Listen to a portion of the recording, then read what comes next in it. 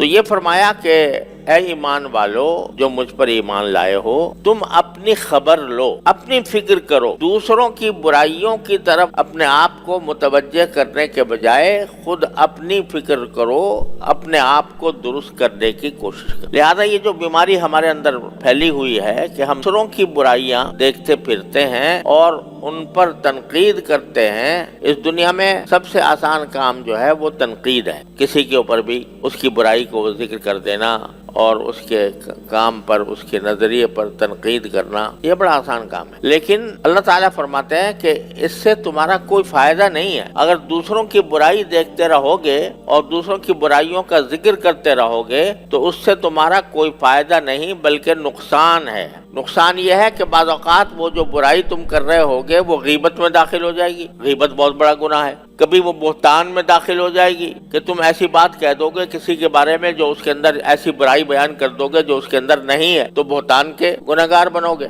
اور اگر کچھ اور نہیں تو کم سے کم وقت کا ضائع کرنا تو ہے ہی۔ کیوں؟ اس لیے کہ لا یضرکم من ضل اذا اہتدیتم، اگر تم سیدھے راستے پر ہو خود، تو اگر کوئی گمراہی کے راستے پر جا رہا ہے وہ تمہیں کوئی نقصان نہیں۔ ہر ایک کا عمل اس کے اپنے ساتھ، اگر کوئی شخص برا ہے ان سے اس کا کوئی تعلق نہیں ہے، سوائے اس کے کہ نصیحت کر دیا کرو، کبھی کبھی اس کو اللہ تعالیٰ کی طرف بلا لیا کرو۔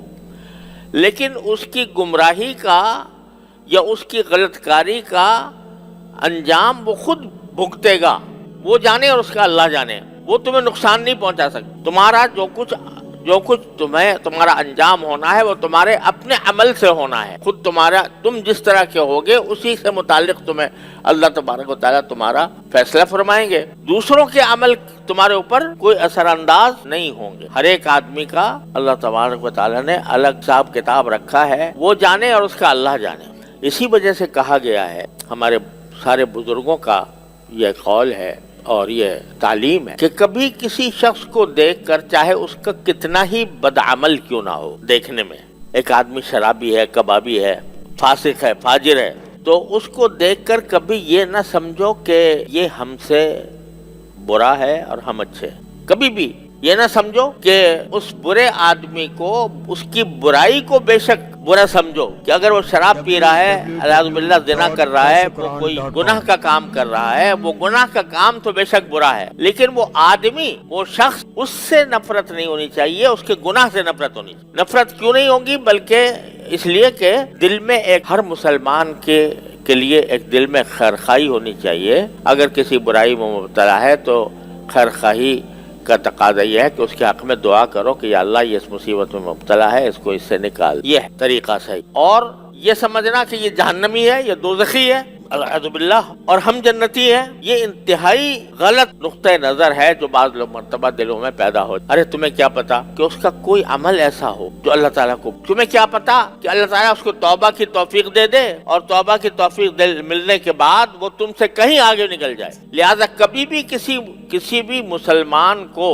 حقیر نہ سمجھ، اس کے اگر گناہ ہیں، اس کے کرتوت خراب ہیں، اس کے اعمال خراب ہیں، ان اعمال کو بے شک برا سمجھ، وہ اعمال خراب ہیں، اور دعا کرو کہ اللہ اس سے ان کو نجات دے دے، اور یہ بھی دعا کرو کہ اللہ مجھے اس سے محفوظ رکھ۔ لیکن اس کی وجہ سے اس کی ذات سے نفرت کر کے اس کو جہنمی نہ سمجھو۔ یہ نہ کہو یہ دوزخی ہے، یہ جہنمی ہے۔ جہنم اور جنت کا فیصلہ تمہارے پاس نہیں ہے، جہنم اور جنت کا فیصلہ اللہ تعالیٰ کے۔ آپ کو واقعہ سنایا تھا کہ ایک شخص تھا کہ جو ساری زندگی گناہ میں گزری، لیکن کوئی ایک عمل اللہ تعالیٰ کو پسند آ گیا، اللہ تعالیٰ نے اس کی مغفرت کی۔ تو خدا جانے، اسی لیے حدیث میں فرمایا کہ العبرۃ بالخواتیم، اعتبار جو ہے وہ انسان کے آخری عمل کا ہو، مرنے سے پہلے اس کو کیا توفیق مل گئی اور مرنے سے پہلے اس کے کیس کیا حالت ہو گئی، اس پر فیصلے ہوتے ہیں اللہ تبارک و تعالیٰ کے ہاں۔ اسی لیے بزرگوں نے کہا ہے کہ ہمیشہ دعا کرنی چاہیے، اللہ ہمارا خاتمہ ایمان پر فرما، یا اللہ ہمارا خاتمہ اچھے عمل پر۔ نبی کریم صلی اللہ علیہ وسلم نے یہ دعا فرمائی اور ہمیں دعا کی تلقین فرمائی، اللہم اجعل خیر عمری آخرہ وخیر عملی خواتیمہ وخیر ایامی یوم القاک فیہ، یا اللہ میرا بہترین عمل وہ ہو جو میرے